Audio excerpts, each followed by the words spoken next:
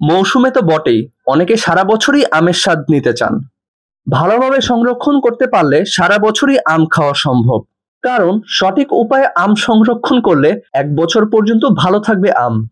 সেই সংরক্ষণ করা আম দিয়ে জুস, স্মুদি, পুডিং কিংবা যেকোনো ডেজার্ট বানানো যাবে। তবে আম সংরক্ষণের আগে কিছু বিষয়ে নজরে রাখা উচিত, তাহলে আম ভালোভাবে সংরক্ষণ করা যাবে। চলুন জেনে নেওয়া যাক আম সংরক্ষণের কয়েকটি টিপস। সংরক্ষণের জন্য বেশি পাকা আম নেবেন না।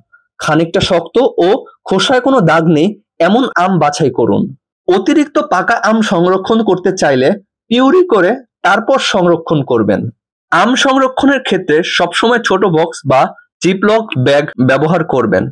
এতে প্রয়োজন মতো বের করে নেওয়া যাবে। না হলে অল্প খানিকটা আম প্রয়োজন হলে পুরো বক্সটি ডিফ্রস্ট করে রাখতে হবে। এতে আমের স্বাদ নষ্ট হয়ে যেতে পারে। এই বিষয়গুলো মেনে সঠিক পদ্ধতিতে আম সংরক্ষণ করুন।